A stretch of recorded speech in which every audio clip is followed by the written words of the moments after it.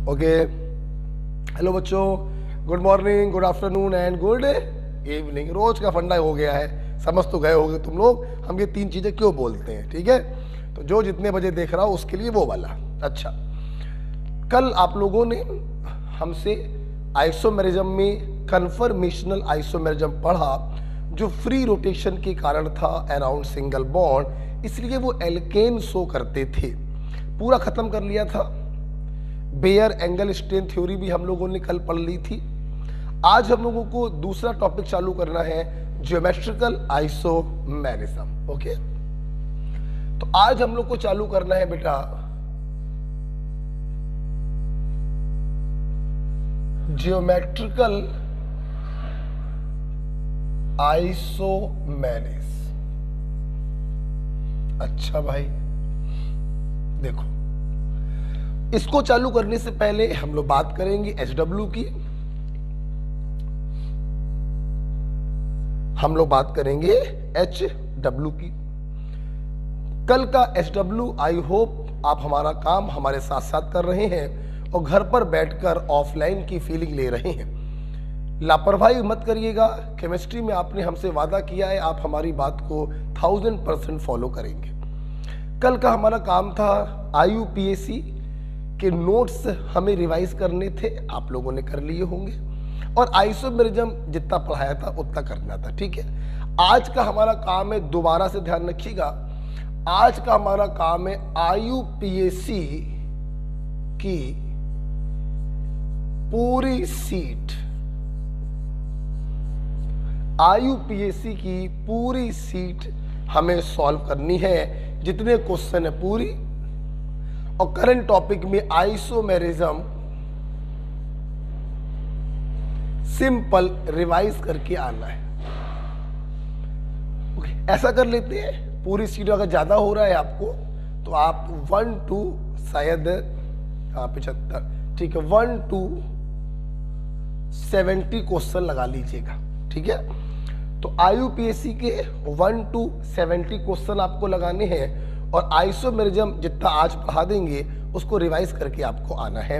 ये आज का एचडब्ल्यू है। ठीक है, तो जुड़े रहिए मेरे साथ, पढ़ते रहिए मेरे साथ और अपनी प्रिपरेशन को जारी रखिए और मजबूत बनाइए इस एचडब्ल्यू के साथ।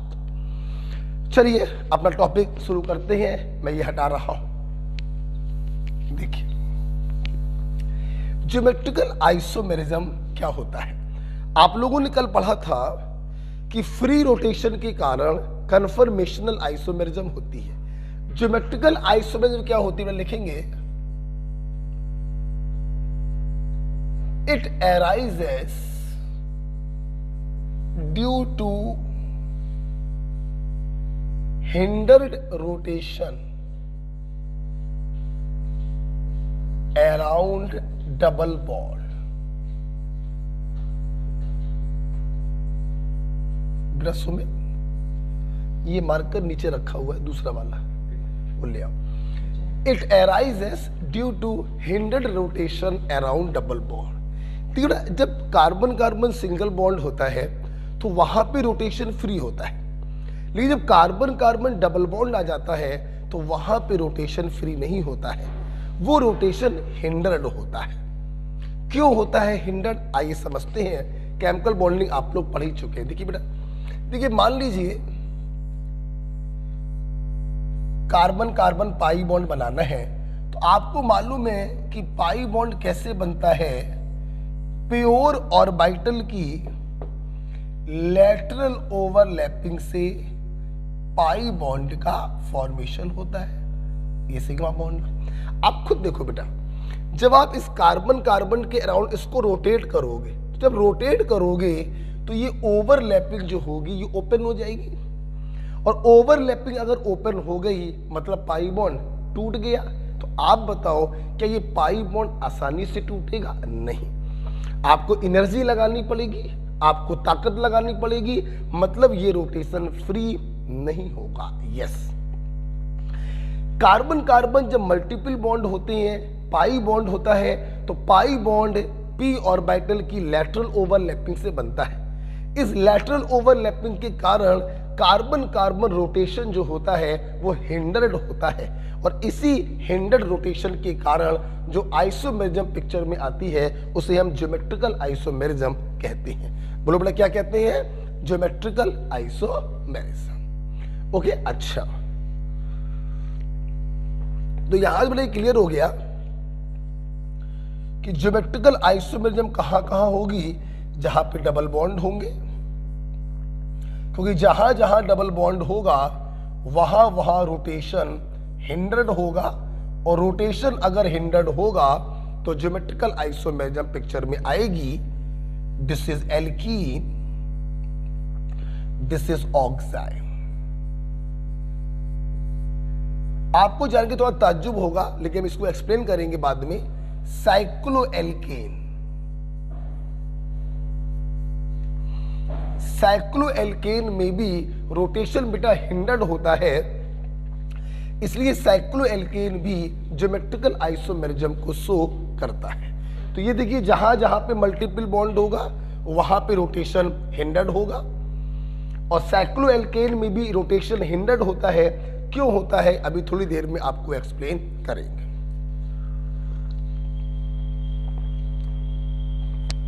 तो geometrical isomerism it arises due to hindered rotation around double bond. Double bond का रोटेशन हिंडर्ड क्यों होता है? क्योंकि पाई बॉन्ड बनता है पी ऑर्बिटल की लैटरल ओवरलैपिंग से। जब आप इसको घुमाएंगे तो पाई बॉन्ड टूट सकता है, जो आसान नहीं होगा, इसलिए ये रोटेशन भी आसान नहीं होता है, हिंडर्ड होता है, रुक रुक कर होता है, एनर्जी की हेल्प से होता है, फ्री नहीं होता है। तो जहां जहां रोटेशन हिंडर्ड होगा वहां वहां ज्योमेट्रिकल आइसोमेरिज्म आएगी, जैसे एल्कीन में होती है, ऑक्साइन में होती है, और साइक्लोएल्केन्स में भी होती है। अब हम लोग वन बाय वन इन तीनों को डिस्कस करेंगे। आइए पहले करते हैं एल्कीन में। पहला है एल्कीन।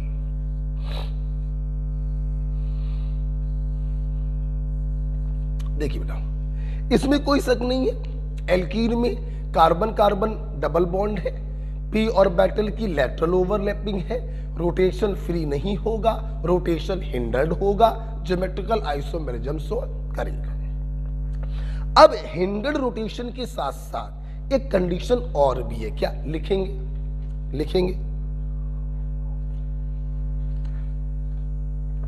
लिखेंगे बेटा, प्रत्येक डबली बॉन्डेड कार्बन से लगे दोनों ग्रुप डिफरेंट होने चाहिए।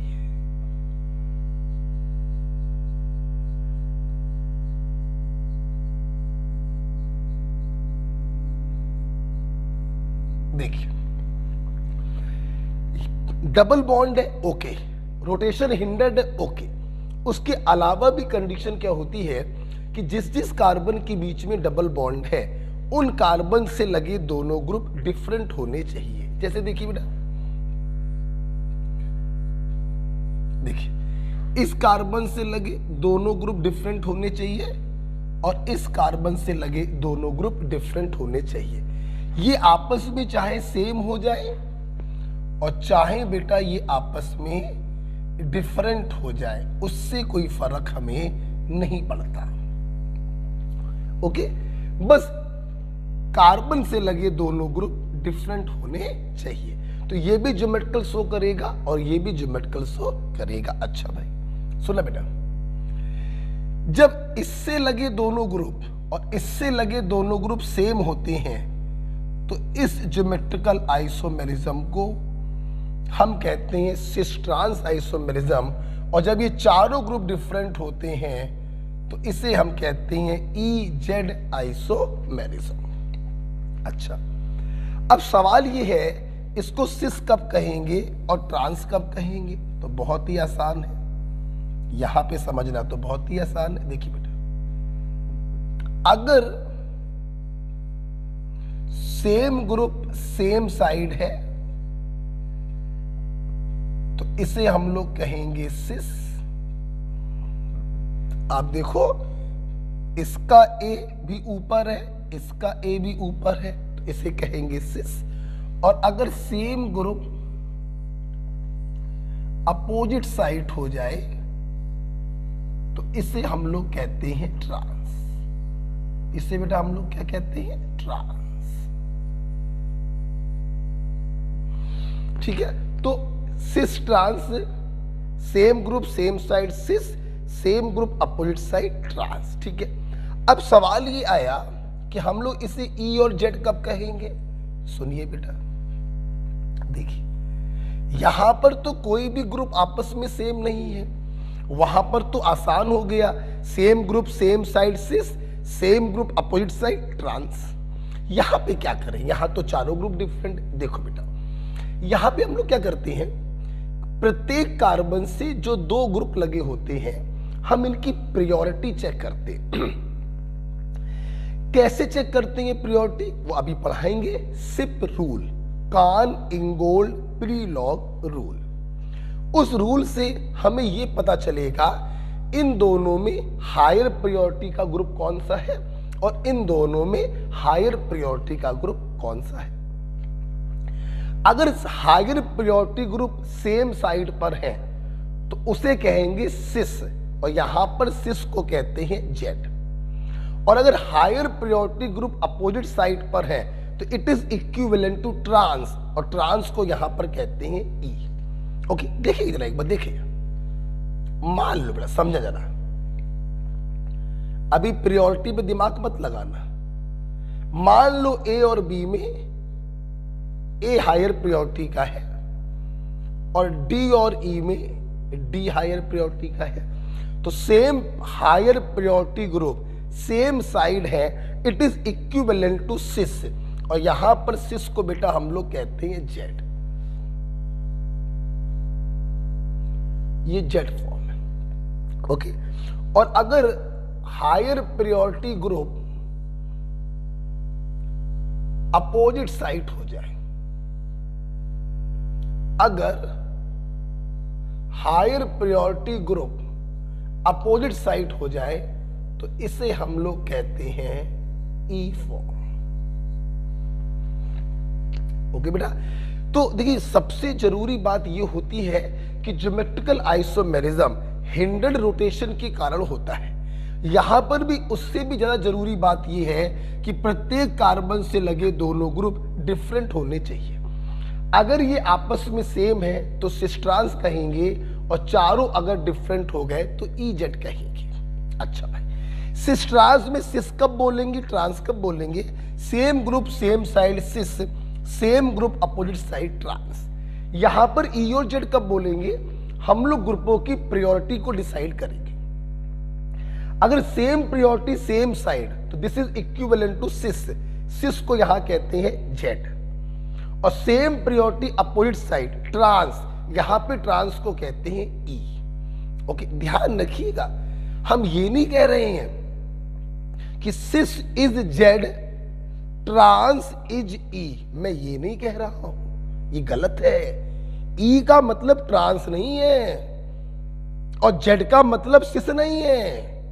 हमने बोला कि सिस के जैसा जो दिखाई पड़े वो जेड है और ट्रांस के जैसा जो दिखाई पड़े वो ई है। मैंने ये नहीं बोला कि trans is E and cis is Z, ये नहीं बोला। ऐसे ऐसे मॉलिक्यूल भी आपको दिखाई पड़ जाएंगे जो सिस ट्रांस में ट्रांस होगा और ई जेड में जेड होगा, दिखाई पड़ेंगे आपको। ये तो बस समझने का एक तरीका होता है कि सिस पैटर्न का जो दिखाई पड़े उसे जेड बोल दो और ट्रांस पैटर्न का जो दिखाई पड़े उसे ई बोल दो। इसलिए मैं अपने बच्चों से कहता हूं इसको ऐसे पढ़ा करो, ई जेड ना पढ़ो, इसे पढ़ा करो जेड ई। क्या पढ़ा करो? Z E. तो Z is equivalent to cis and E is equivalent to trans. एक तरीका और भी बताता हूं बच्चों को, eat, eat, E is equivalent to trans, ऐसे भी पढ़ सकते हो, ज्यादा अच्छा तरीका है। जो ट्रांस के जैसा दिखाई पड़े वो ई, और जो सिस के जैसा दिखाई पड़े वो जेड। तो ईट से भी आप समझ सकते हो। अच्छा, अब बच्चे सोच रहे होंगे कि सर हम लोग प्रायोरिटी कैसे डिसाइड करेंगे, अभी थोड़ी देर में बताएंगे। उससे पहले एक सवाल कराएंगे, आप इसको लिख लीजिए। सबसे जरूरी बात है, जिस जिस कार्बन के बीच में डबल बॉन्ड है उनसे लगे दोनों ग्रुप डिफरेंट होने चाहिए। अगर आपस में सेम हो जाए तो सिस ट्रांस, और चारों डिफरेंट हो जाए तो ई और जेड। चलिए बेटा देखते हैं, हम लोग एक स्टेप आगे बढ़ते हैं। एक क्वेश्चन कराएंगे पहले।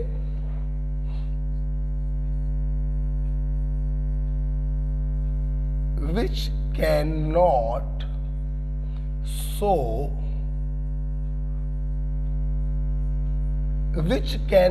show geometrical isomerism। दो लाइन छोड़ के लिखिएगा। ऑप्शंस हैं 1,2 डाइक्लोरोएथीन,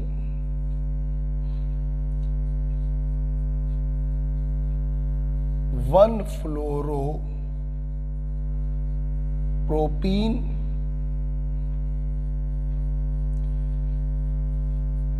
ब्यूटेन 2,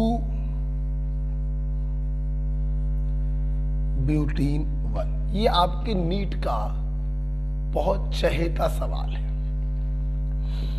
इनमें से कौन ज्योमेट्रिकल आइसोमेरिज्म शो नहीं करेगा? आप क्या करिए, इनके फिगर बनाइए और दोनों कंडीशन सेटिस्फाई करिए।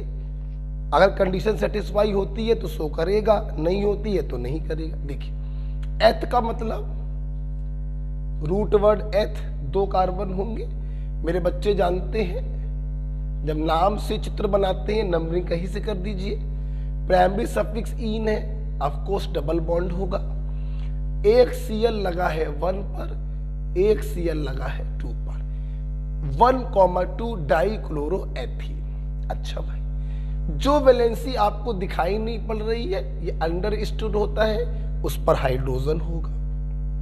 आप देखिए डबल बॉन्ड रोटेशन हिंडर्ड होगा, और प्रत्येक कार्बन से लगे दोनों ग्रुप डिफरेंट है, मतलब ये ज्योमेट्रिकल आइसोमेरिज्म शो करेगा।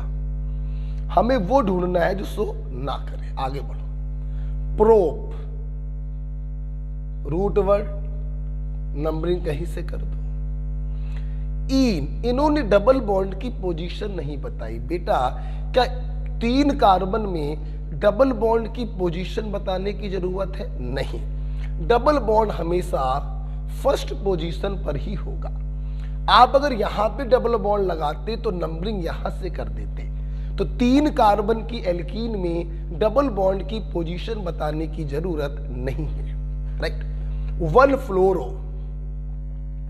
1 पे लगा है फ्लोरो, 1 फ्लोरो प्रोपीन 1। अब सवाल है कि ये शो करेगा कि नहीं। पहले देखिए रिमेनिंग वैलेंसी पर क्या होगा? हाइड्रोजन। इसकी भी रिमेनिंग वैलेंसी पे क्या होगा? हाइड्रोजन। देखिए सब लोग, डबल बॉन्ड रोटेशन हिंडर्ड होगा। इससे लगे दोनों ग्रुप डिफरेंट हैं और इससे लगे भी दोनों ग्रुप डिफरेंट हैं, मतलब ये भी ज्योमेट्रिकल आइसोमेरिज्म शो करेगा।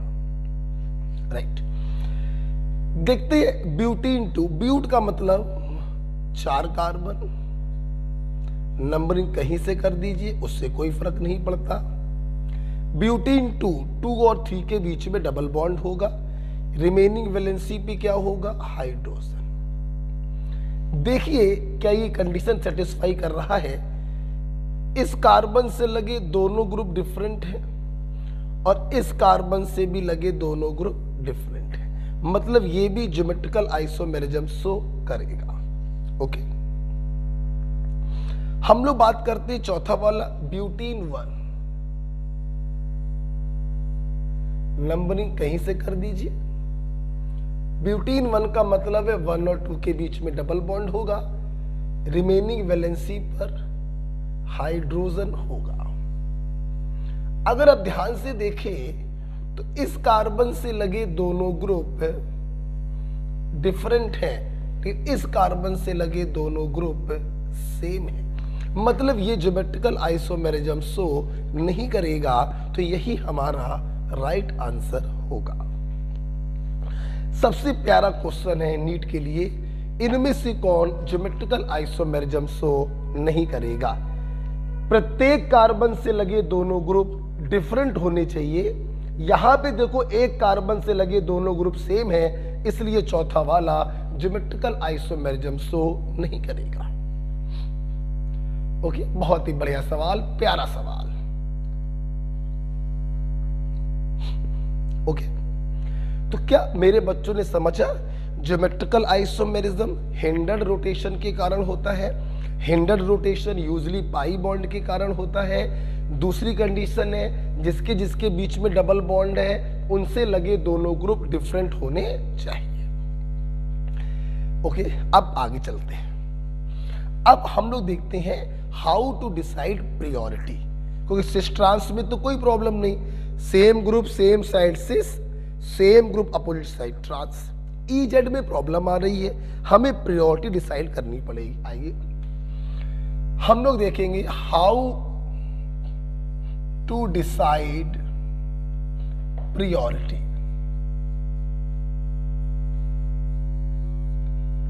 हाउ टू डिसाइड प्रायोरिटी बोले तो सिप रूल, फुल फॉर्म की कोई जरूरत नहीं है, सिप रूल। देखिए तो बच्चों, जिस प्रकार से एक क्लास में 20 बच्चे हैं, कौन सा बच्चा उस क्लास का सबसे होशियार बच्चा है, हाईएस्ट प्रायोरिटी स्टूडेंट, और कौन सा बच्चा उस क्लास का सबसे मतलब निम्न ग्रेड का लोवेस्ट वीकेस्ट बच्चा है, लोअर प्रायोरिटी स्टूडेंट। ये कैसे पता चलेगा? अध्यापक क्या करेगा? टेस्ट लेगा। उस टेस्ट में जिस बच्चे के नंबर सबसे ज्यादा होंगे वो बच्चा उस क्लास का सबसे होशियार बच्चा होगा, हाईएस्ट प्रायोरिटी स्टूडेंट होगा, फर्स्ट रैंक। और जिस बच्चे के नंबर सबसे कम आएंगे वो सबसे वीकेस्ट बच्चा होगा, लोवेस्ट प्रायोरिटी स्टूडेंट होगा। अगर 20 बच्चों की क्लास है तो 20th रैंक। मतलब क्लास में कौन हायर प्रायोरिटी स्टूडेंट है, कौन लोअर प्रायोरिटी स्टूडेंट है, ये टीचर पता करता है टेस्ट के नंबर देखकर। और यहां पर कौन सा ग्रुप हायर प्रायोरिटी का है ये हम पता करते हैं उसका एटॉमिक नंबर देखकर। मतलब priority is directly proportional to atomic number. जिसका एटॉमिक नंबर ज्यादा उसकी प्रायोरिटी होगी ज्यादा। आइए कुछ एग्जांपल्स देखे जाएं। जैसे मैंने बोला फ्लोराइड, क्लोराइड, ब्रोमाइड और आयोडाइड। 4 बच्चों की ये क्लास थी, हमें पता करना था कौन हायर प्रायोरिटी का स्टूडेंट है और कौन लोअर प्रायोरिटी का स्टूडेंट है। देखिए हमने क्या किया, इन सबके एटॉमिक नंबर चेक करें। फ्लोरीन का 9, क्लोरीन का 17, ब्रोमीन का 35, आयोडीन का 53। उम्मीद करते हैं आप समझ गए होंगे। जिसका एटॉमिक नंबर सबसे ज्यादा है उसकी प्रायोरिटी सबसे ज्यादा, first rank, second rank, third rank और वीकेस्ट स्टूडेंट बोले तो 4th रैंक। ओके, तो जिसका एटॉमिक नंबर ज्यादा उसकी प्रायोरिटी ज्यादा, मतलब वो हायर प्रायोरिटी, फर्स्ट रैंक का student, second rank, third rank, 4th rank. Okay, देखिए बेटा यहां पर अगर एटॉमिक नंबर ना भी मालूम होते तो भी कोई प्रॉब्लम नहीं थी। किसी ग्रुप में ऊपर से नीचे जाओ, फ्लोरीन, क्लोरीन, ब्रोमीन, आयोडीन, किसी भी ग्रुप में ऊपर से नीचे जाने पर एटॉमिक नंबर बढ़ता ही बढ़ता है, और अगर एटॉमिक नंबर बढ़ेगा तो प्रायोरिटी भी बढ़ेगी। ठीक है, और देखते हैं दूसरा एग्जांपल देखते हैं, थोड़ी फीलिंग डेवलप होगी। जैसे मैंने आपको दिया, देखो बेटा CH3, NH2, OH और F। मैंने बोला भाई इनकी प्रायोरिटी चेक करिए, सभी लोग समझेंगे। यहां पर जो ग्रुप थे वो एटम के फॉर्म में थे, हमने उन्हीं के एटॉमिक नंबर से प्रायोरिटी को चेक कर लिया। यहां पे जो ग्रुप है वो बहुत सारे एटमों से मिलकर बने, तो किसके एटॉमिक नंबर को देखें। सुन लो, हम लोग हमेशा उस ग्रुप में जिस एटम पर फ्री वैलेंसी होती है उसे फर्स्ट एटम मानते हैं। बोलो बेटा क्या मानते हैं? First atom. CH3 में जो फ्री वैलेंसी है वो कार्बन के पास है, NH2 में फ्री वैलेंसी नाइट्रोजन के पास है, OH में फ्री वैलेंसी O के पास है। मतलब यहां पर फर्स्ट एटम कौन सा होगा? कार्बन। हम जब भी प्रायोरिटी चेक करते हैं फर्स्ट एटम के एटॉमिक नंबर से चेक करते हैं। जैसे कार्बन का एटॉमिक नंबर 6, नाइट्रोजन का 7, ऑक्सीजन का 8 और फ्लोरीन का 9। आप देख सकते हैं जिसका एटॉमिक नंबर सबसे ज्यादा वो topper of the class, highest priority group, उससे कम, उससे कम, सबसे कम। एम राइट बेटा? तो ध्यान रखिएगा, जब ग्रुप बहुत सारे एटम से मिलकर बनता है तो फर्स्ट एटम के एटॉमिक नंबर से हम प्रायोरिटी को चेक करते हैं। फर्स्ट एटम आप किसे कहते हैं? जिस एटम पर फ्री वैलेंसी होती है, या तुम ऐसे भी समझ सकते हो, ऐसे भी समझो, जैसे हमें CH3 और NH2 को चेक करना था। देखो बेटा, तो ये CH3 कार्बन के द्वारा आपके सिस्टम से जुड़ा हुआ है, तो फर्स्ट एटम क्या होगा? कार्बन। और ये ग्रुप नाइट्रोजन के द्वारा आपके सिस्टम से जुड़ा हुआ है, तो फर्स्ट एटम क्या होगा? नाइट्रोजन। आप ऐसे समझो ना कि भाई अगर CH3 को यहां से तोड़ोगे तो कार्बन पर ही फ्री वैलेंसी आएगी, और अगर NH2 को यहां से तोड़ोगे तो नाइट्रोजन पर फ्री वैलेंसी आएगी, और जिस पर फ्री वैलेंसी होती है उसी को फर्स्ट एटम हम कहते हैं। ओके बेटा? तो फर्स्ट एटम से हम लोग चेक करेंगे, राइट? अच्छा, और तीसरा एग्जांपल देखते हैं, ठीक है? इसको रब करना पड़ेगा। तीसरा एग्जांपल देखेंगे। अच्छा, अब मान लो हम कोई एग्जांपल ये ले लें। मान लो मैंने कोई एग्जांपल ये ले लिया, जैसे CH2 CH3 ले लिया, और से COOH ले लिया, और मान लो NH2 ले लिया, मान लो F ले लिया, ठीक है? मैंने कहा भाई इनकी प्रायोरिटी चेक करो। सबको मालूम है, पहले एटम से चेक करेंगे। पहला एटम कार्बन, एटॉमिक नंबर 6।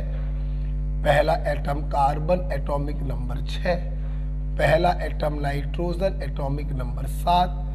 पहला एटम फ्लोरीन, एटॉमिक नंबर 9। अब इसमें कोई शक नहीं है कि 4 बच्चों की इस क्लास में टॉप किसने किया? फ्लोरीन ने किया। तो फर्स्ट प्रायोरिटी ग्रुप कौन हो गया? फ्लोरीन। सेकंड रैंक किसकी आई? NH2 की आ गई। अच्छा भाई, अब मेरे बच्चे बताएं, 2 स्टूडेंट के नंबर क्या आएंगे? सेम। मतलब अब कैसे डिसाइड करें कि थर्ड रैंक किसकी है और फोर्थ रैंक किसकी है? अगर टेस्ट लेने पर 2 बच्चों के नंबर सेम आ रहे हैं तो जाहिर सी बात है टीचर उनकी रैंक को डिसाइड करने के लिए दोबारा टेस्ट लेगा। हाँ, जब पहले एटम से प्रायोरिटी चेक नहीं हो पाती है तो हम दूसरे एटम से प्रायोरिटी चेक करते हैं। यहां पर देखिए बेटा, ध्यान सुनना जो मैं बोलने जा रहा हूं। दूसरा एटम हम उसे मानते हैं जो पहले एटम से जुड़ा हो और जिसका एटॉमिक नंबर सबसे ज्यादा हो। जहां बैठे हो बोलो। दूसरा एटम हम उसे मानते हैं जो पहले एटम से जुड़ा हो और जिसका एटॉमिक नंबर सबसे ज्यादा हो। जैसे आप देखिए बेटा, पहला एटम कार्बन है, इससे 2 H लगे हैं, 1 C लगा है, तो H भी फर्स्ट एटम से जुड़ा है, C भी फर्स्ट एटम से जुड़ा है, तो सेकंड एटम किसको मानोगे? C को मानोगे, जिसका एटॉमिक नंबर ज्यादा हो। यहां पर इस फर्स्ट एटम से O जुड़े हुए हैं, दोनों सेम है, जिसको चाहो उसको मान लो। तो कोई बता देगा जब टीचर ने दोबारा टेस्ट लिया तो इसके नंबर ज्यादा आए, तो इसकी रैंक हो गई 3rd और इसकी रैंक हो गई 4th। ओके, तो जब बेटा पहले एटम से प्रायोरिटी डिसाइड नहीं हो पाती है तो दूसरे एटम से चेक करते हैं। दूसरा एटम हम उसे मानेंगे जो पहले एटम से जुड़ा हो और जिसका एटॉमिक नंबर ज्यादा हो। ओके, अगर आपको समझ में आया है तो इसी के ऊपर एक सवाल और करा देते हैं, इसी के ऊपर एक सवाल और करा देते हैं, इसी के ऊपर है।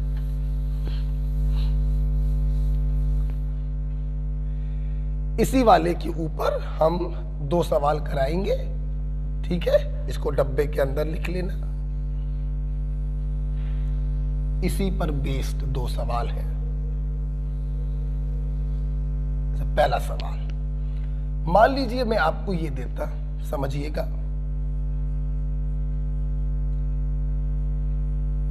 ये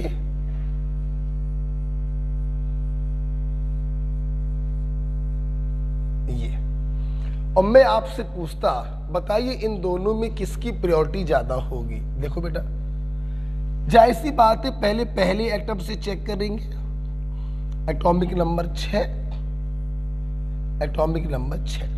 पहले एटम से चेक नहीं हो पाया, अब दूसरे के पास जाए। दूसरे की कंडीशन क्या है? पहले से लगा हो और एटॉमिक नंबर ज्यादा हो। यहां पर पहले से 2 H लगे हैं, 1 Cl लगा, तो हमने Cl को दूसरा एटम मान लिया। लेकिन ध्यान दो, यहां पहले से 2 H लगे हैं और 1 कार्बन लगा है, ये ब्रोमीन पहले से नहीं लगे हैं, तो यहां पर दूसरा आपने भाई इसको मान लिया जिसका एटॉमिक नंबर ज्यादा। आप ब्रोमीन को दूसरा नहीं मान सकते क्योंकि ब्रोमीन जो है वो सेकंड कार्बन से लगा है, हमें फर्स्ट कार्बन से लगे होने चाहिए। इसलिए कोई भी बता देगा कि इसकी प्रायोरिटी ज्यादा होगी, इसकी प्रायोरिटी कम होगी। ये अगर मान लो फर्स्ट प्रायोरिटी का होगा तो ये मान लो सेकंड प्रायोरिटी का होगा। ठीक है बेटा, तो एक सवाल इसी पर मिलता जुलता मैंने आपको ये करवा दिया।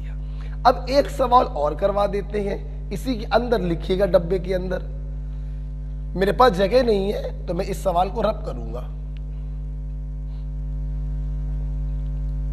जगह नहीं है मेरे पास तो मैं इस सवाल को रब करूंगा। कोई मेरा बच्चा कंफ्यूज तो नहीं है ब्रोमीन को लेकर? ब्रोमीन को सेकंड एटम नहीं मान सकते हैं, ये तो सेकंड कार्बन से जुड़ा है। हम सेकंड एटम उसे मानते हैं जो फर्स्ट कार्बन से जुड़ा हो। ठीक है, मैं इसको हटा दे रहा हूं बेटा। ओके, इसको हटा दे रहा हूं। ठीक है, अब एक दूसरा सवाल करते हैं, इसी डब्बे के अंदर करिएगा। ठीक है, क्या है सवाल? देखो, मैंने आपको दिया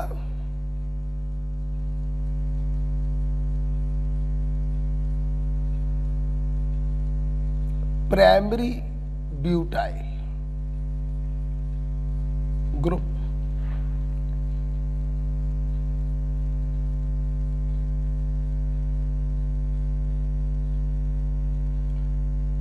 सेकेंडरी ब्यूटाइल ग्रुप और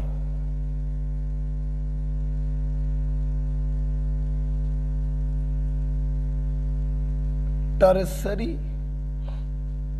ब्यूटाइल ग्रुप, और हमने आपसे पूछा इनमें बताइए प्रायोरिटी क्या होगी। Very simple. देखिए बेटा, आपको एक सीधा लॉजिक बताया। देखिए, पहले एटम से डिसाइड नहीं हो पा रहा है। यहां पहला एटम कार्बन है, यहां भी पहला एटम कार्बन है और यहां पर भी पहला एटम कार्बन। 6 6 6 पहले से डिसाइड नहीं हो पाएगा, समझना।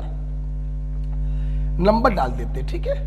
आओ सब लोग सामने देखो, पहले कंसेप्चुअली बताते हैं आपको, पहले आपको कंसेप्चुअली बताते हैं फिर समझाएंगे। ठीक है, देखिए नजरें सब लोग सामने रखें। देखिए पहला एटम कौन है, ये कार्बन। यहां भी पहला कौन है, कार्बन। यहां भी पहला कौन है, कार्बन। क्या प्रियोरिटी डिसाइड हो पाई, नहीं हो पाई। अच्छा भाई दूसरे के पास क्या, दूसरा कौन होता है जो पहले से जुड़ा, पहले से 2H 1C जुड़ा, हमने ज्यादा वाले को दूसरा मान लिया। पहले से 2C और 1H जुड़ा, हमने ज्यादा वाले को दूसरा मान लिया। पहले से 3H जुड़े, हमने ज्यादा वाले को दूसरा मान लिया। डिसाइड हो पाया, नहीं हो पाया। अच्छा भाई जब दूसरे से डिसाइड नहीं हो पाया तो हम तीसरे के पास गए। तीसरा, चौथा, दूसरा सब वही माने जाते हैं जो पहले से जुड़े हों। पहले से 2H 1C जुड़ा था, C को दूसरा मान लिया, तो तुमने H को क्या माना, तीसरा। ठीक, यहां पे एक H 2 कार्बन जुड़े थे, एक कार्बन को दूसरा माना, एक कार्बन को तीसरा माना, और यहां पर भी एक कार्बन को तीसरा माना। तीसरे एटम से डिसाइड हो चुका है, यहां पर H है और वहां पे कार्बन है, तो तीसरे एटम से डिसाइड हो गया कि इसकी प्रियोरिटी सबसे कम होगी। ये सबसे वीकेस्ट बच्चा है, लोवेस्ट प्रियोरिटी का बच्चा है अभी, लेकिन सेकंड और फर्स्ट प्रियोरिटी डिसाइड नहीं हो पाई। आगे बढ़िए। पहले एटम पे C जुड़ा, C जुड़ा, H जुड़ा, एक C को सेकंड मान लिया, एक C को थर्ड मान लिया, तो अब H को क्या मानोगे, फोर्थ, जबकि यहां पर कार्बन ही क्या होगा, फोर्थ। डिसाइड हो चुका है ये सेकंड प्रियोरिटी का ग्रुप होगा और ये फर्स्ट प्रियोरिटी का ग्रुप होगा। मतलब टर्सरी की जो प्रियोरिटी है वो सेकेंडरी से ज्यादा और सेकेंडरी की प्रियोरिटी प्राइमरी से ज्यादा। एम आई राइट बेटा? तो देखिए हमने पहले कंसेप्चुअली चेक किया, फर्स्ट एटम से चेक किया, फिर सेकंड एटम से चेक किया, फिर थर्ड एटम से चेक किया, फिर फोर्थ एटम से चेक किया, तब कहीं जाकर क्लियर हो पाया कि टर्सरी ब्यूटाइल की प्रायोरिटी सबसे ज्यादा, सेकेंडरी ब्यूटाइल की उससे कम और प्राइमरी ब्यूटाइल की उससे भी कम। ये तरीका हो गया कंसेप्चुअल तरीका।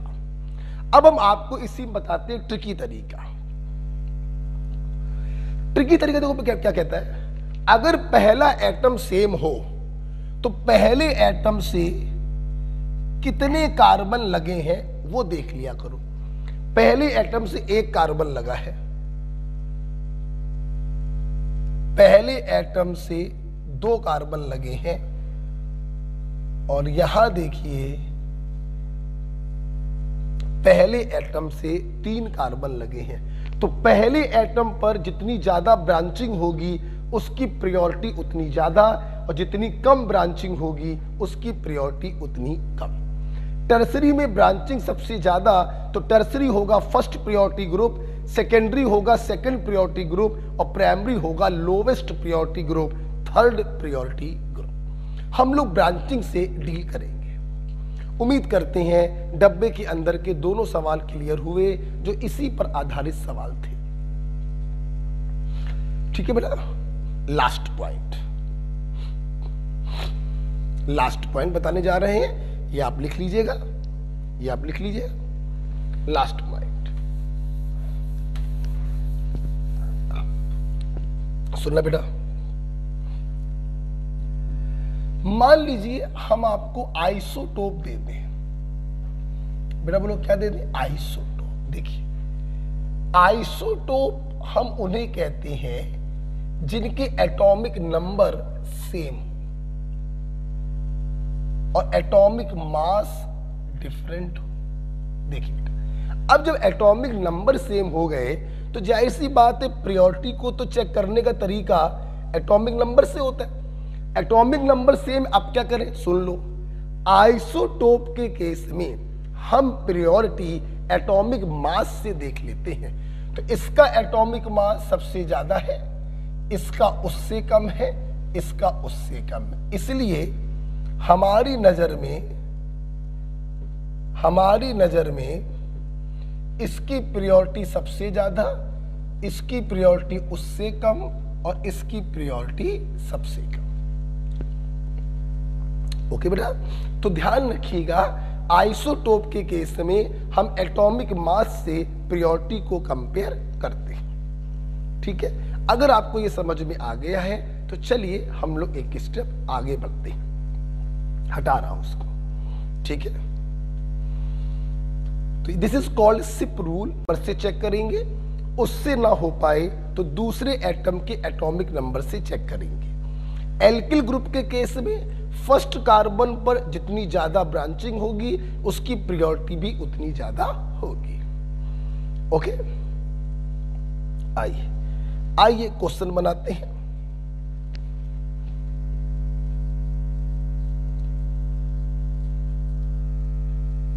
असाइन ई और जेड। ध्यान रखना, ट्रिक बताइए। Eat, E is equivalent to trans and Z is equivalent to cis. ठीक है, जैसे मैंने कुछ बनाकर दिए आपको।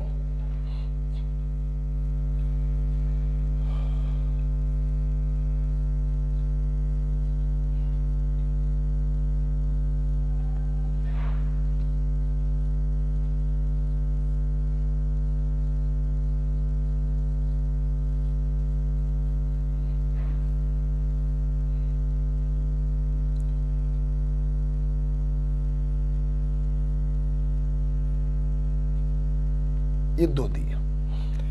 मैंने पूछा बताइए भाई ई होंगे या जेड होंगे। आप देखिए इससे लगे दोनों ग्रुपों में हायर प्रायोरिटी कौन है? क्लोरीन। और इससे लगे दोनों ग्रुपों में हायर प्रायोरिटी क्या है? आयोडीन। सिस जैसा दिखाई पड़ रहा है, this is equivalent to Z. इन दोनों में हायर प्रायोरिटी किसकी होगी? OH की। नाइट्रोजन का एटॉमिक नंबर 7 होता है, ऑक्सीजन का 8 होता है। ये हायर प्रायोरिटी का हो गया। ये देखिए प्राइमरी एल्काइल ग्रुप है, ये सेकेंडरी एल्काइल ग्रुप है, तो सेकेंडरी एल्काइल की प्रायोरिटी ज्यादा होगी। सेम प्रायोरिटी सेम साइड सिस के जैसा दिखाई पड़ रहा है और इसे हम लोग कहेंगे जेड फॉर्म। ओके बेटा, ओके। और देखिए ये दिया, ये दिया। देखिए सब लोग,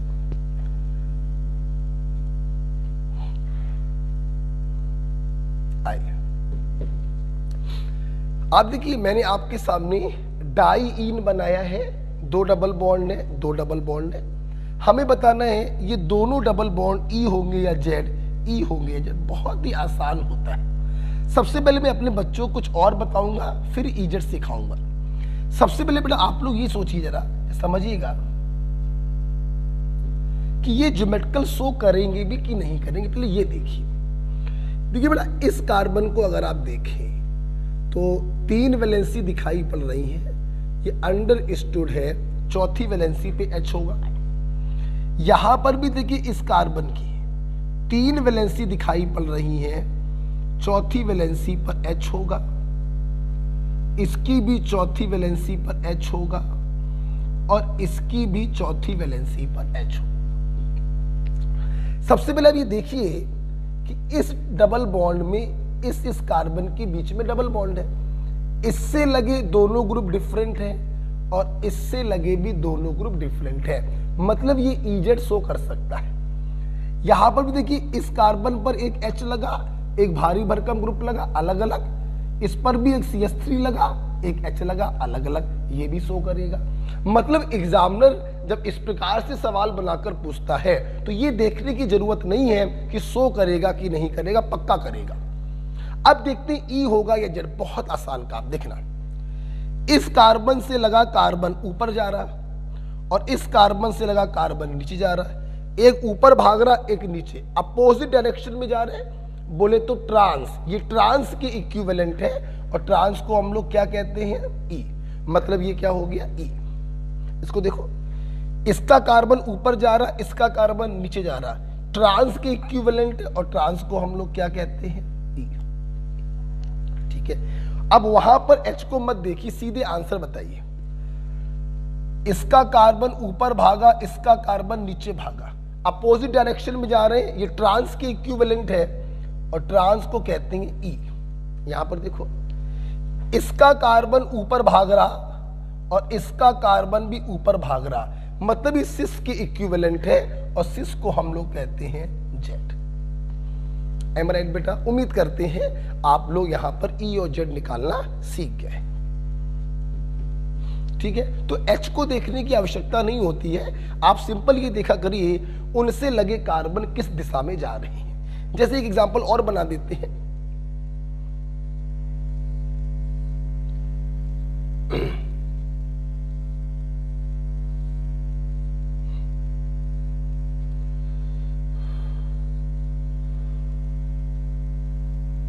मैंने ये दे दिया,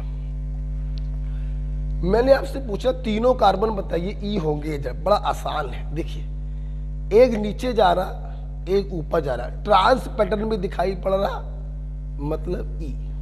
ये देखिए एक ऊपर जा रहा, एक नीचे जा रहा, ट्रांस पैटर्न में दिखाई पड़ रहा, बोले तो ई।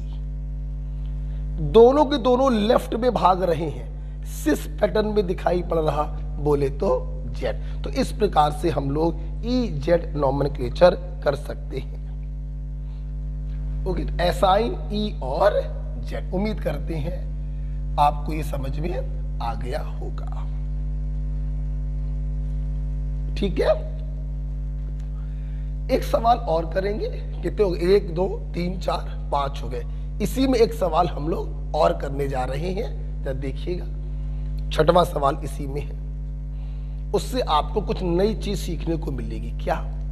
मैंने अभी अभी थोड़ी देर पहले आपसे कहा था हम लोग ट्रांस को ई बोल देते हैं, इसका मतलब ये नहीं है कि E is trans. No no no no no, trans के जैसा दिखने वाले को ई बोल देते हैं और सिस के जैसे दिखने वाले को जेड बोल देते हैं। इसका मतलब ये नहीं है कि जो जेड होगा वो सिस होगा और जो ई होगा वो ट्रांस होगा। नहीं बेटा, जो ट्रांस होगा वो जेड भी हो सकता है और जो सिस होगा वो ई भी हो सकता है। आओ मैं आपको बताऊं, एग्जाम्पल देखते हैं। इसी में लिख लीजिएगा 1 2 3 5 हो गए, इसी के आगे 2 और लिख लीजिएगा। कैसे? देखिए बेटा, मैंने आपको ये दिया, समझेंगे सब लोग।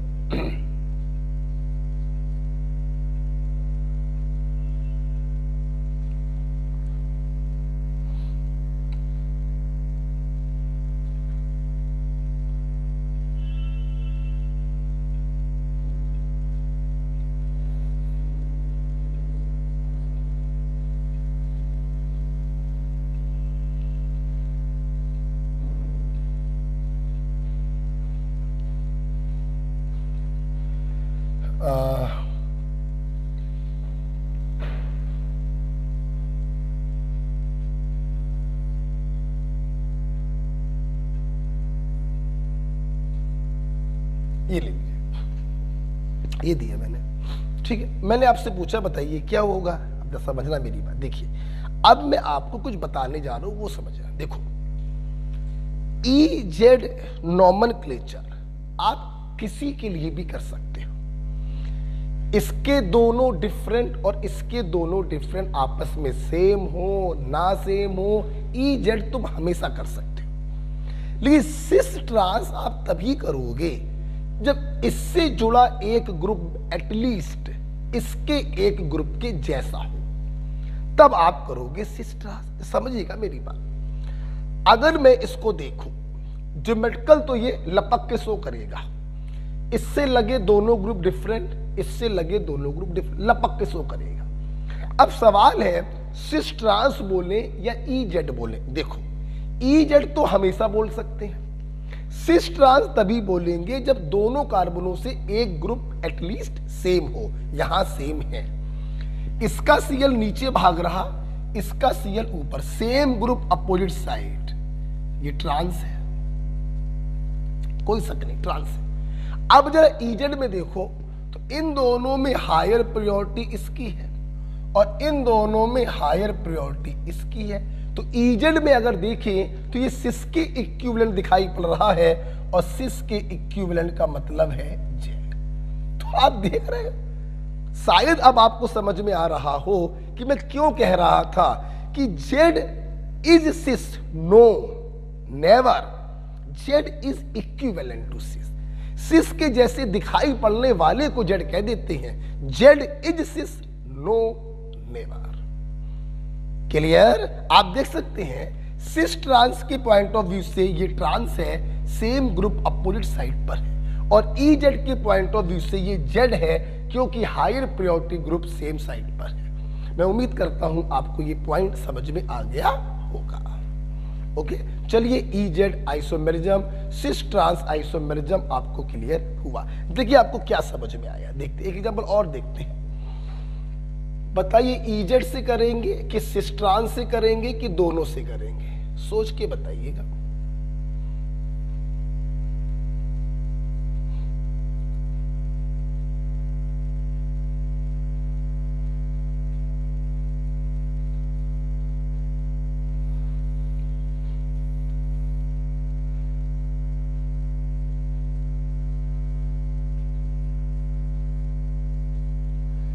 बताइए सिस ट्रांस या ई जेड या दोनों से करेंगे। तो देखिए यहां पर सिर्फ ई जेड से कर सकते हैं, कोई भी ग्रुप सेम नहीं है, तो सिस ट्रांस की चर्चा यहां पर नहीं कर सकते।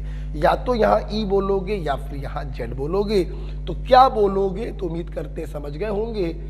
इन दोनों में हायर प्रायोरिटी इसकी है और इन दोनों में सीएल आ जाने के कारण हायर प्रायोरिटी इसकी है, ट्रांस के जैसा प्रतीत हो रहा है। So this is E form. ना इसको सिस बोल सकते हो और ना इसको ट्रांस बोल सकते हो, जबकि यहां पर ई जेड से भी नाम किया जा सकता है और सिस ट्रांस से भी नाम किया जा सकता है। ओके, चलिए आपको ये समझ में आ गया होगा, हम आगे बढ़ेंगे। नेक्स्ट अगला बड़ा पॉइंट देख क्या लिखेंगे, सिस ट्रांस ई जेड जब समझ में आ गया तो यहां पे लिखेंगे बेटा geometrical isomer have similar chemical property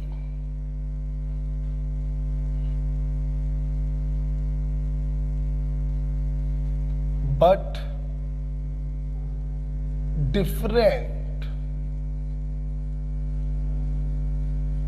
different physical property.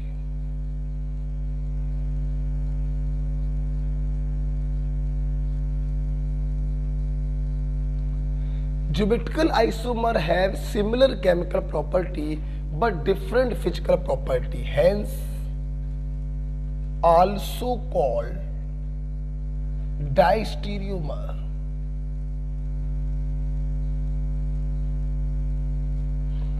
ध्यान रखना बेटा, ज्योमेट्रिकल आइसोमर को हम डाइस्टीरियोमर भी कह सकते हैं क्योंकि इनकी केमिकल प्रॉपर्टी तो लगभग सेम होती है लेकिन फिजिकल प्रॉपर्टी में डिफरेंस होता है। केमिकल प्रॉपर्टी का बेटा मतलब होता है किसी से रिएक्शन करके प्रोडक्ट बनाना, और फिजिकल प्रॉपर्टी का मतलब होता है melting point, boiling point, solubility, density. तो इनकी फिजिकल प्रॉपर्टी में डिफरेंस है लेकिन केमिकल प्रॉपर्टी सेम होती है, इसीलिए हम लोग ज्योमेट्रिकल आइसोमर को डाइस्टीरियोमर भी कहते हैं। मैं आपको बताना चाहूंगा सिस ट्रांस में जो ट्रांस आइसोमर है, स्टेबिलिटी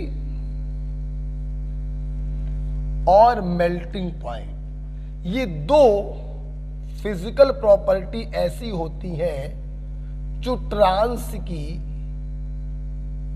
ज्यादा होती हैं सिस से।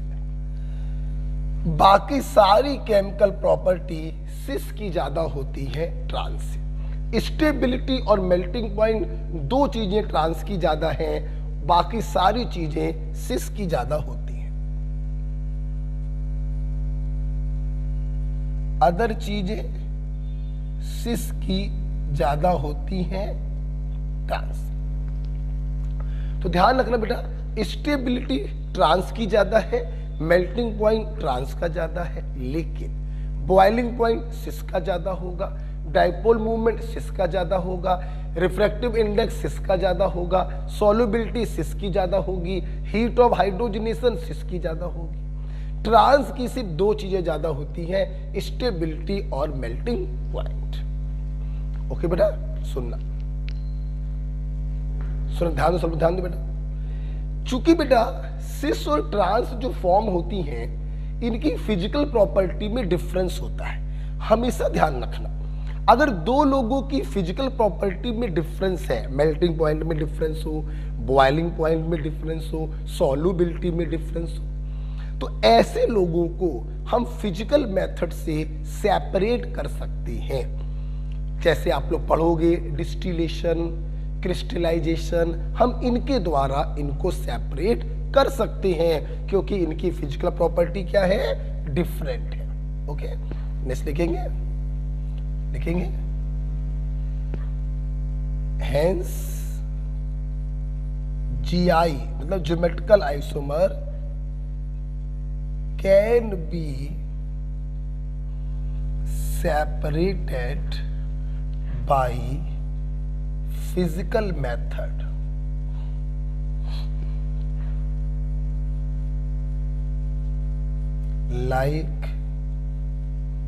like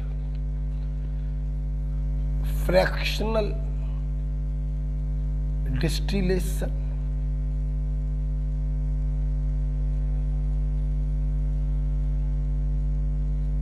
crystallization, etc. chromatography of course, etc.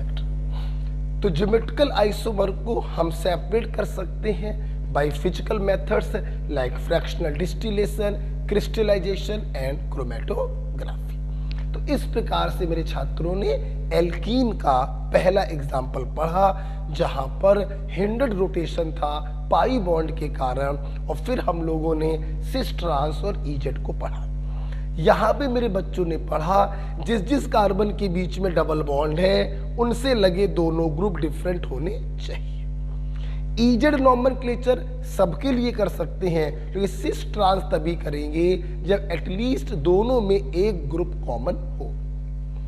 Geometrical isomer को हम डायस्टीरियोमर भी कहते हैं। इनकी फिजिकल प्रॉपर्टी डिफरेंट और केमिकल प्रॉपर्टी सेम होती है। चूंकि फिजिकल प्रॉपर्टी डिफरेंट है इसीलिए इनको फिजिकल मेथड से हम सेपरेट कर सकते हैं। ओके बेटा, तो पहला एग्जाम्पल खत्म हुआ एल्कीन। आप क्या करेंगे, 2 मिनट के लिए नहीं 3 मिनट के लिए वीडियो को पॉज करेंगे और पूरा रिवाइज करेंगे। ओके,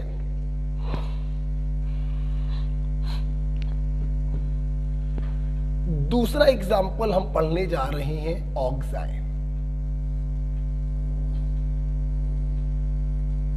देखिए, मैं उम्मीद करता हूं आपने वीडियो को पॉज करके 3 मिनट ज्योमेट्रिकल आइसोमेरिज्म को रिवाइज किया होगा। अब हम लोग दूसरा एग्जाम्पल देखने जा रहे हैं बेटा ऑक्साइन। समझना मेरी बात। वैसे तो मैंने अभी ऑक्साइन का डायरेक्ट फार्मूला लिखवा दिया था C+N-OH, लेकिन आपको याद करने की जरूरत नहीं है। क्यों जरूरत नहीं है, देखिए बेटा, आप इसको तो जानते ही होंगे, कार्बोनिल कंपाउंड, ठीक है, एल्डिहाइड ऑब्लिक कीटोन। अच्छा भाई, अगर हम लोग क्या करें, कार्बोनिल कंपाउंड की रिएक्शन हाइड्रोक्सिल एमीन से कराते हैं, हाइड्रोक्सिल एमीन, देखिए क्या होगा, कार्बोनिल का O और हाइड्रोक्सिल एमीन का H2, ये बेटा अलग हो जाएगा। 2 वैलेंसी कार्बन की फ्री हुई, 2 वैलेंसी नाइट्रोजन की फ्री हुई, दोनों आपस में जुड़ जाएंगी और इस प्रकार से बनी हुई चीज को हम कहते हैं ऑक्साइन। अगर ये एल्डिहाइड है तो आप इसको कहोगे एल्डोक्साइन, और अगर ये कीटोन है तो आप इसको कहोगे कीटोक्साइन। तो सबसे पहले तो मैंने अपने स्टूडेंट को ऑक्साइन के बारे में बताया कि ऑक्साइन के फार्मूले को याद मत करिए, सिर्फ समझिए। एल्डिहाइड से और कीटोन से आप हाइड्रोक्सिल एमीन का रिएक्शन करा दीजिए तो ऑक्साइन का फॉर्मेशन हो जाता है। अच्छा भाई, ऑक्साइड में देखिए कार्बन नाइट्रोजन के बीच में डबल बॉन्ड है, मतलब यहां पर रोटेशन हिंडर्ड होगा, ये ज्योमेट्रिकल आइसोमेरिज्म के लिए तैयार है। दूसरी कंडीशन, जिसके जिसके बीच में डबल बॉन्ड होता है उनसे लगे दोनों ग्रुप डिफरेंट होने चाहिए। देखो बेटा, नाइट्रोजन को कभी मत देखा करो, क्यों? क्योंकि इसका जो दूसरा ग्रुप होता है वो लोन पेयर बन जाता है, डिफरेंट, इसको मत देखा करो, सिर्फ देखा करो कार्बन को। अगर इसके दोनों ग्रुप डिफरेंट हो जाएं, हाँ, तो ये ऑक्साइड जो है वो ज्योमेट्रिकल आइसोमेरिज्म शो करेगा। Um right? आप देख सकते हैं कि अगर इस ऑक्साइड को ऐसे 20 से काटें तो ये अनइक्वल पार्टों में डिवाइड होगा, मतलब दिस ऑक्साइड इज अनसिमेट्रिकल। तो unsymmetrical oxide can show geometrical isomerism.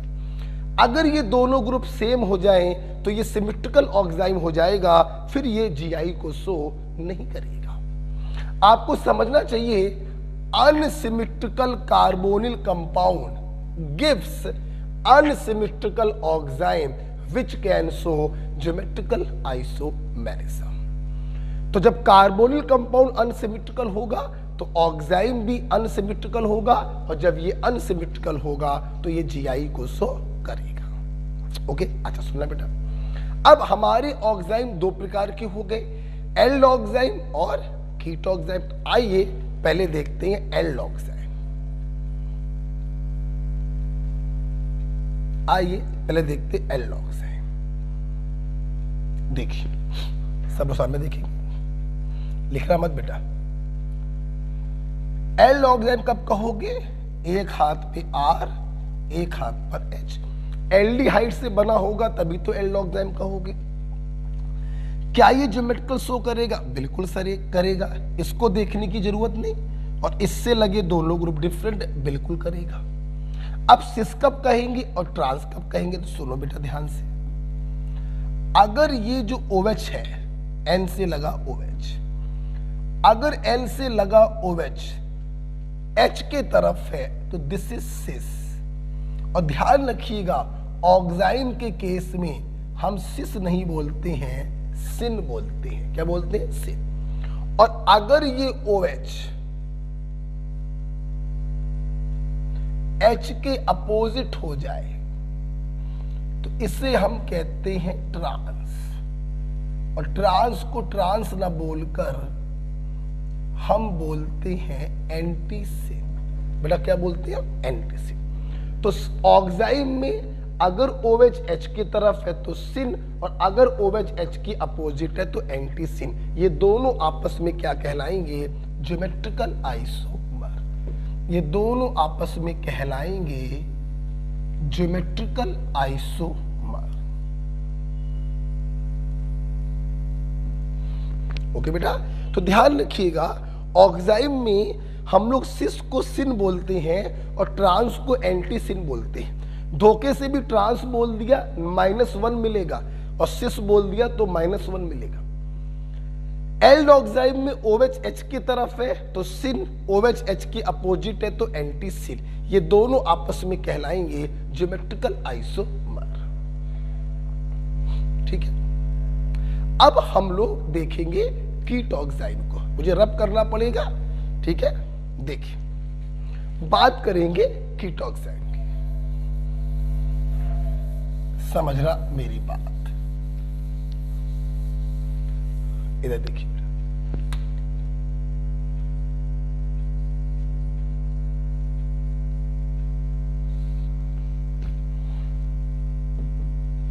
कीट ऑक्साइड।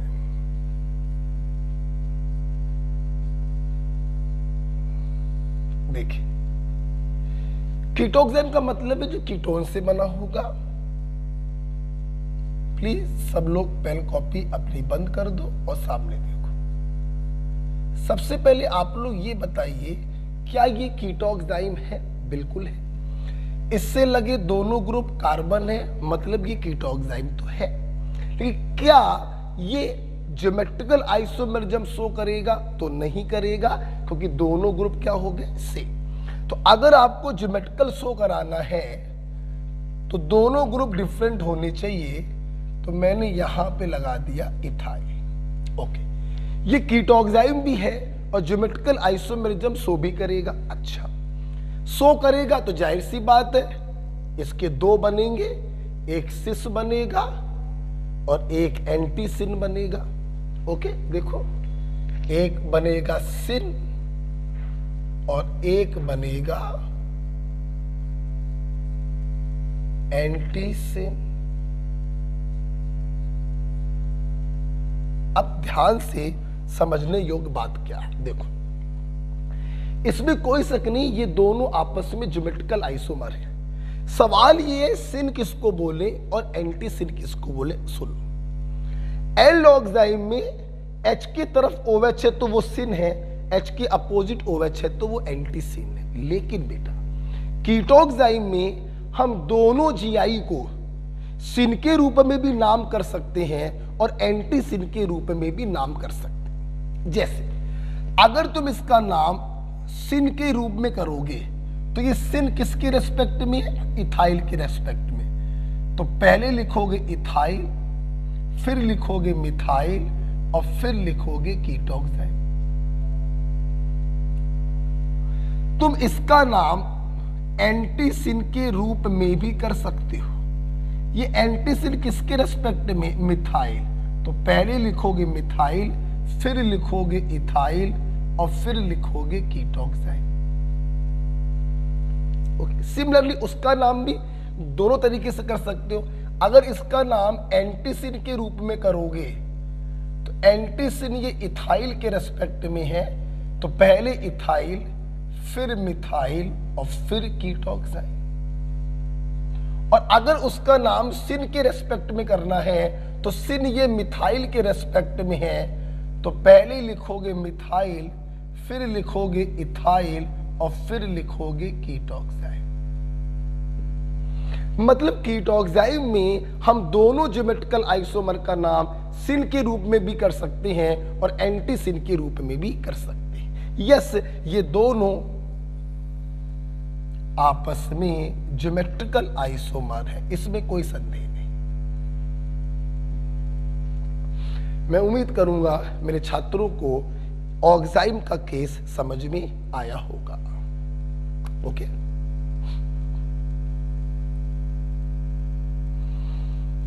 तो आज हमारे छात्र पढ़ रहे थे geometrical isomerism. Geometrical isomerism due to hindered rotation around double bond. Double bond में पाई बॉन्ड लेटरल ओवरलैपिंग से बनता है जो रोटेशन का अपोज करता है, इसलिए रोटेशन होता है हिंडर्ड। हिंडर्ड रोटेशन के साथ साथ दूसरी कंडीशन आपने पढ़ी, जिस जिस एटम के बीच में डबल बॉन्ड है उससे लगे दोनों ग्रुप डिफरेंट होने चाहिए।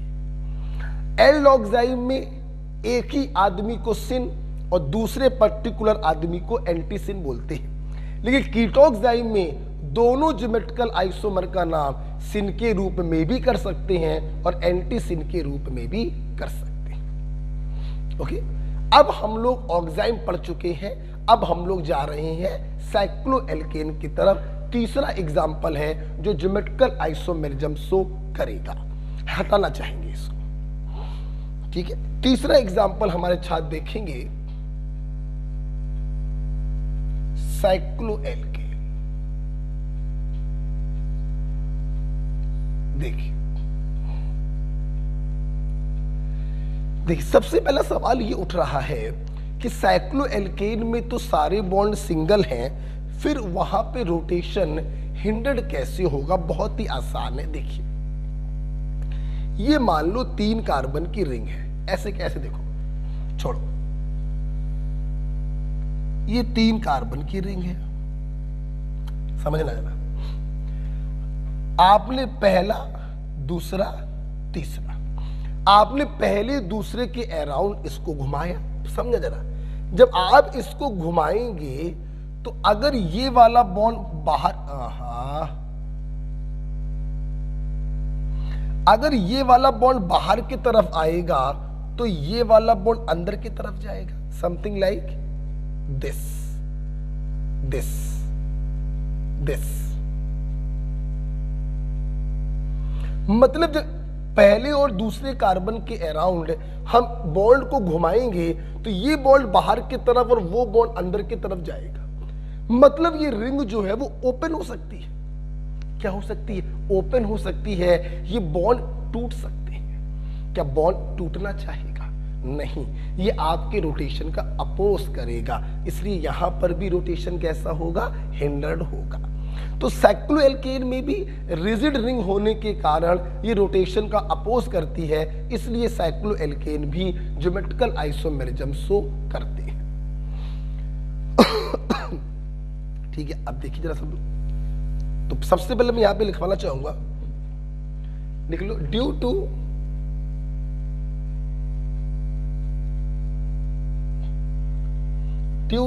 Rigid ring rotation is hindered.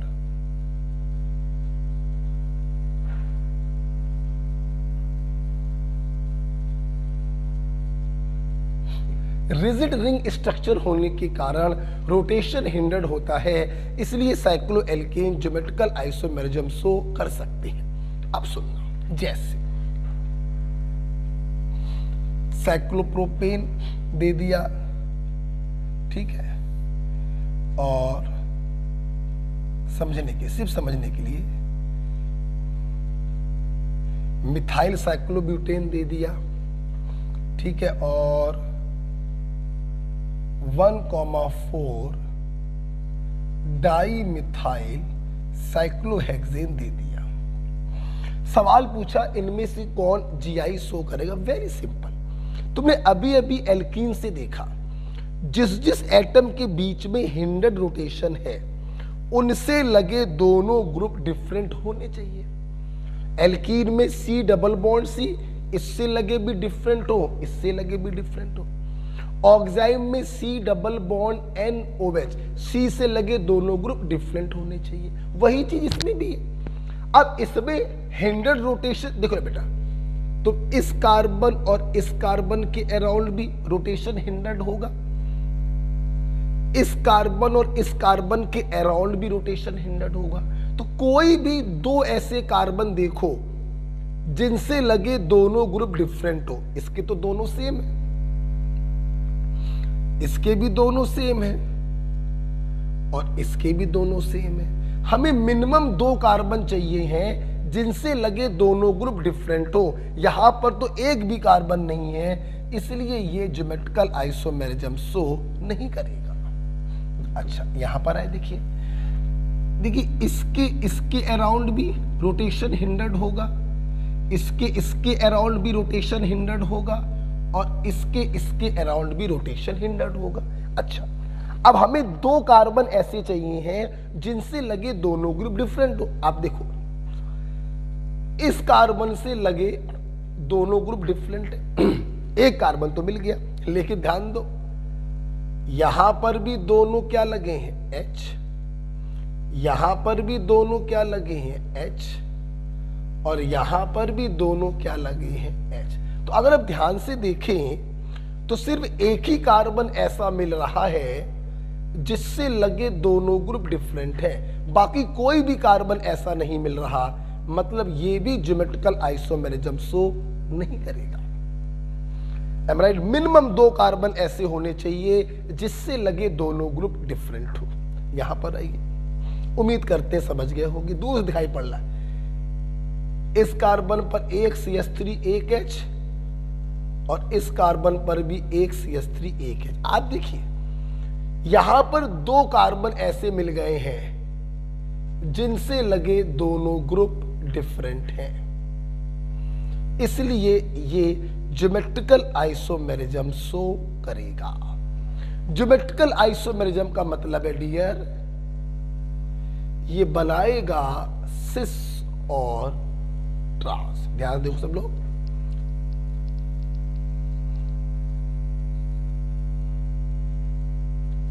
ये देखिए, same group same site, this is बोले तो सिस, और अगर सेम ग्रुप अपोजिट साइड हो जाए तो दिस इज बोले तो ट्रांस।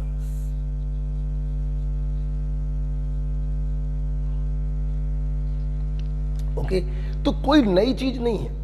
जैसे हम लोग एल्कीन और ऑक्साइड में कर रहे थे वही साइक्लोएल्केन में है कि मिनिमम 2 कार्बन ऐसे होने चाहिए जिनसे लगे दोनों ग्रुप डिफरेंट हो।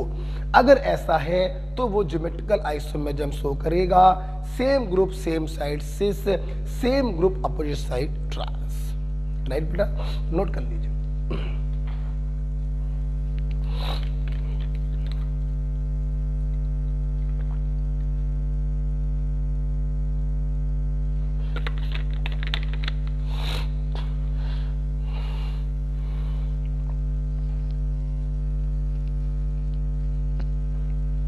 ओके,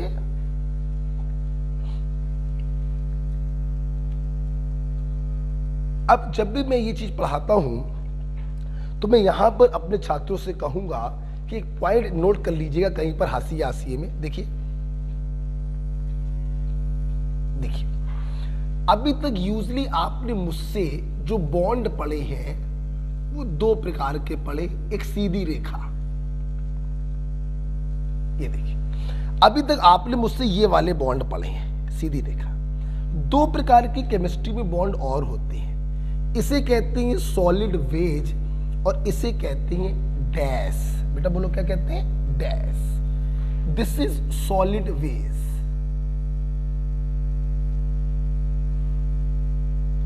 और इसे कहते हैं डैश। देखिए बेटा, जो सॉलिड वेज होता है ना बेटा, इससे लगे ग्रुप का मतलब होता है कि that group is above to the plane of the paper, आपकी तरफ। और डैश से लगा जो ग्रुप होता है ना वो below to the plane of the paper. हम कहना क्या चाहते हैं? देखिए, अगर इस बोर्ड को बाहर निकालना है तो वेज से जो ग्रुप लगा होगा वो इस प्रकार का होगा, above to the plane of the paper. और डैश से जो ग्रुप लगा होगा वो इस प्रकार का होगा, below to the plane of the paper. तो ध्यान रखना, वेज से लगा ग्रुप होता है अबव टू प्लेन, ओके। और डैश से बड़ा मतलब होता है बिलो टू प्लेन। इसको आप कहीं पर लिख लीजिएगा। सॉलिड वेज का मतलब अबव टू प्लेन और डैश का मतलब बिलो टू प्लेन। अब देखिए, मैं आपसे कहना क्या चाहता था, आपको सिस बनाना था, ठीक है? तो आप सिस ऐसे भी बना सकते थे, आप सिस ऐसे भी बना सकते थे। आपने इससे लगा ग्रुप भी वेज से जोड़ दिया और इससे लगा ग्रुप भी वेज से जोड़ दिया। यस, देखिए, इससे लगा CH3 भी अबव टू द प्लेन, इससे लगा CH3 भी above to the plane, same group same side cis. और आप इसको ऐसे भी बना सकते थे,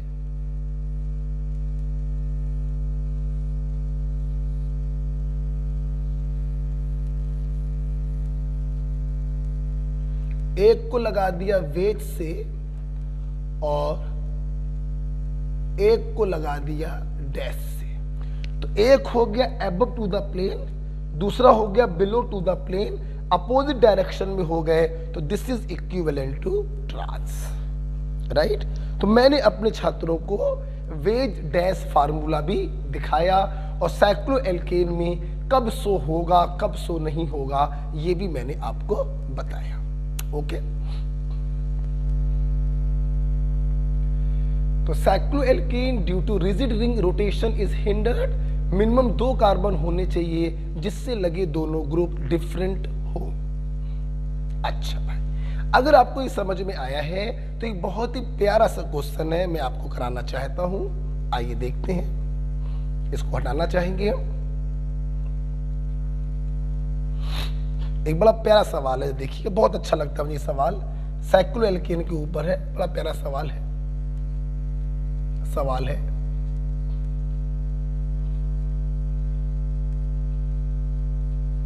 which cannot show geometrical isomerism. Option देखिए, ए, बी, सी, डी।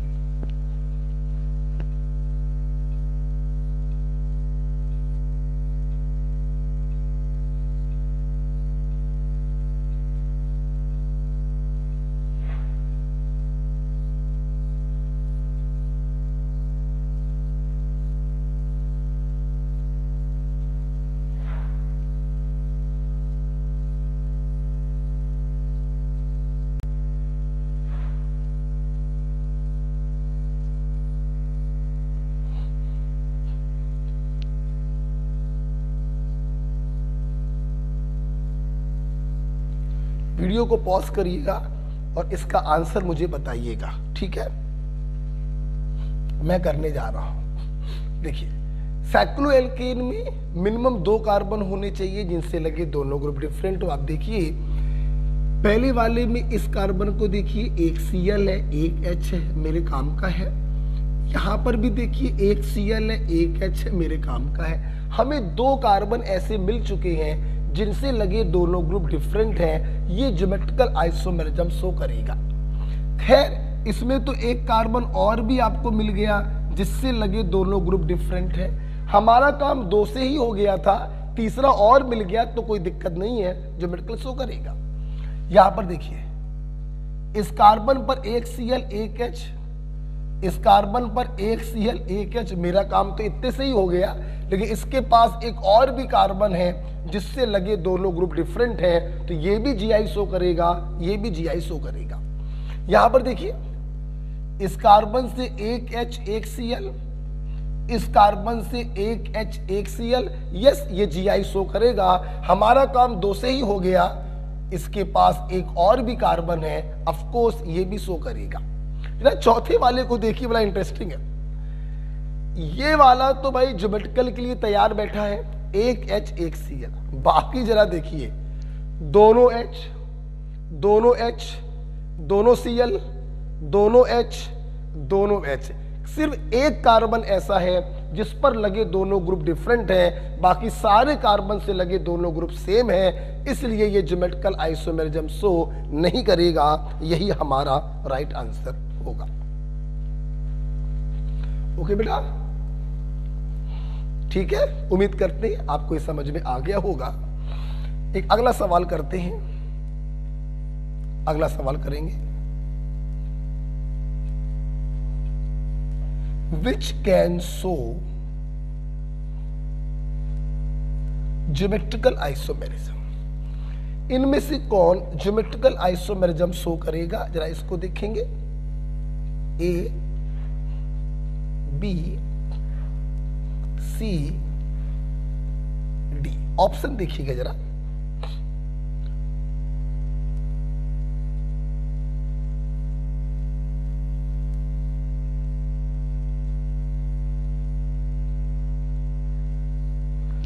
ऑप्शन जरा देखिएगा ध्यान से।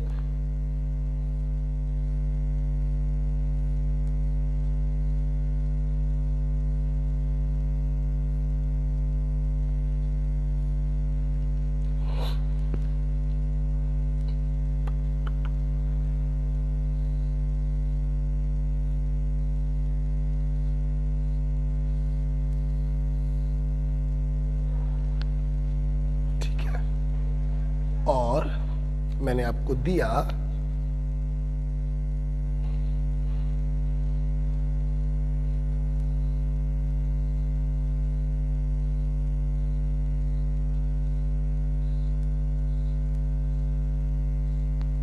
ठीक है।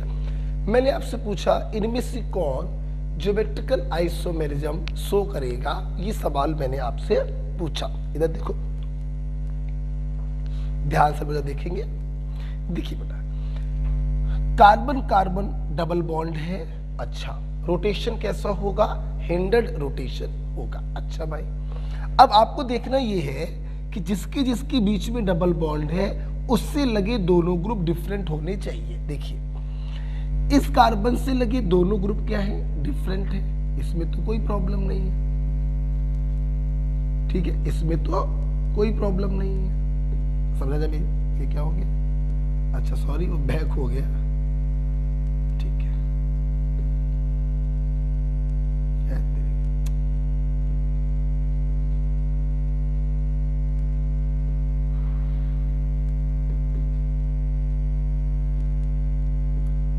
सॉरी, देखिए बेटा, इस कार्बन से लगे दोनों ग्रुप क्या है, डिफरेंट, ये तो तैयार है। अब सुनना, इस कार्बन की जो दो ग्रुप है या जो दो वैलेंसी है, उन्होंने मिलकर क्या बना ली है, साइकिल।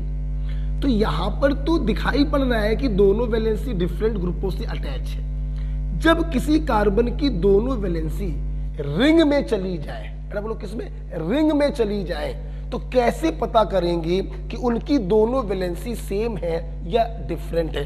बहुत आसान, हम क्या करेंगे, उस कार्बन से एक बार एंटी क्लॉकवाइज चलेंगे और साथ में क्लॉकवाइज चलेंगे। तब तक चलेंगे जब तक दोनों हाथ मिल ना जाए आकर। अच्छा, अगर चलने पर सेम चीजें मिले तो हम कहेंगे कि दोनों हाथ सेम ग्रुपों से अटैच है। और अगर चलने पर कहीं पर भी डिफरेंस मिल जाए तो हम कहेंगे कि दोनों वैलेंसी डिफरेंट ग्रुपों से अटैच है। जैसे देखो बेटा, चले एक सी मिला, चले एक सी मिला, फिर चले सी मिला, फिर चले सी मिला, फिर चले सी पर सब्स्टिट्यूएंट, फिर चले सी पर सब्स्टिट्यूएंट। आपकी रिंग खत्म हो गई, कहीं पर भी डिफरेंस नहीं मिला, मतलब इसके दोनों वैलेंसी सेम ग्रुपों से अटैच है, मतलब ये ज्योमेट्रिकल आइसोमेरिज्म शो नहीं करेगा। क्यों? ये वाला कार्बन तो डिफरेंट ग्रुपों को लिए हुए है, लेकिन ये वाला कार्बन सेम ग्रुपों को लिए हुए है, इसलिए ये ज्योमेट्रिकल आइसोमेरिज्म शो नहीं करेगा। जरा यहां पर आइए, ले यहां तो देखने की जरूरत ही नहीं, इस कार्बन से लगे दोनों ग्रुप क्या हो गए, सेम, ज्योमेट्रिकल आइसोमेरिज्म शो नहीं करेगा। आल्दो अगर इस कार्बन को देखें तो इसकी दोनों वैलेंसी डिफरेंट है। आप देख लो, सी सी सी सी पर सब्स्टिट्यूएंट, तो क्लॉकवाइज और एंटी क्लॉकवाइज चलने पर इसकी दोनों वैलेंसी तो डिफरेंट आ रही हैं, लेकिन इसकी दोनों वैलेंसी सेम हो गई, इसलिए ये ज्योमेट्रिकल शो नहीं करेगा। वहां पर आई है, ये भी नहीं, इधर देखिए, इस कार्बन और इस कार्बन के बीच में डबल बॉन्ड, देखना दोनों वैलेंसी रिंग के अंदर है, देखना क्लॉकवाइज गए सी, एंटी क्लॉकवाइज गए ओ, दोनों वैलेंसी क्या हो गई, डिफरेंट। ये तैयार है, शो करेगा। इसको देखो, सी सी, इसके क्लॉकवाइज और एंटी क्लॉकवाइज चलने पर सेम चीजें मिल रही हैं, तो एक कार्बन तो तैयार है, दूसरा कार्बन तैयार नहीं है। दोनों कार्बन तैयार होने चाहिए, दोनों से लगे डिफरेंट ग्रुप होने चाहिए, इसलिए ये भी ज्योमेट्रिकल आइसोमेरिज्म शो नहीं करेगा। ये वाला कार्बन के दोनों ग्रुप डिफरेंट है, इस कार्बन के दोनों ग्रुप सेम है, तो ये भी ज्योमेट्रिकल आइसोमेरिज्म शो नहीं करेगा। लास्ट वाले को देखिए, इस कार्बन और इस कार्बन के बीच में डबल बॉन्ड, देखना इससे लगे दोनों ग्रुप डिफरेंट, एंटी क्लॉकवाइज गए सी मिला, क्लॉकवाइज गए ओ मिला, दोनों वैलेंसी डिफरेंट। इसको देखो, क्लॉकवाइज गए सी मिला, एंटी क्लॉकवाइज गए तो सी पर सब्स्टिट्यूएंट मिला, कहने का मतलब दोनों वैलेंसी डिफरेंट। इसकी भी दोनों वैलेंसी डिफरेंट, इसकी भी दोनों वैलेंसी डिफरेंट, अर्थात ये ज्योमेट्रिकल आइसोमेरिज्म शो करेगा। तो आप लोग देख सकते हैं कि इसमें ज्योमेट्रिकल आइसोमेरिज्म कौन शो कर रहा है, चौथा वाला शो कर रहा है। ये क्वेश्चन डबल बॉन्ड एल्कीन को लेकर था, ये क्वेश्चन साइक्लो एल्कीन को लेकर था। इस प्रकार से हम लोग ये कह सकते हैं कि हमारा ज्योमेट्रिकल आइसोमेरिज्म क्या हो गया है, खत्म हो गया है। ध्यान रखिएगा बेटा, मैंने अननेसेसरी चीजों को हटाया है जो लास्ट ईयर के नोट्स में थे, इस साल नहीं पढ़ने हैं। हमें फोकस करना है मेनली एनसीईआरटी और 10-20% एक्स्ट्रा चीजों पर। ओके, इसलिए लास्ट ईयर के नोट्स और लास्ट ईयर की सीट अलग कर दीजिए। इस साल के नए नोट्स बनाने हैं और इस साल की सीट को सॉल्व करना है। हम लोगों ने कन्फर्मेशन खत्म कर लिया, हम लोगों ने ज्योमेट्रिकल खत्म कर लिया। अगली क्लास में हम लोग पढ़ेंगे ऑप्टिकल आइसोमेरिज्म। आज का HW आई होप आपको तैयार है। IUPAC के 1 से लेकर 70 तक आपको क्वेश्चंस लगाने हैं और ये पूरा आइसोमेरिज्म रिवाइज करके आपको आना है। ओके, उम्मीद करते हैं आपने ज्योमेट्रिकल आइसोमेरिज्म को एंजॉय किया होगा। मिलते हैं नेक्स्ट क्लास में। ओके भाई, थैंक यू।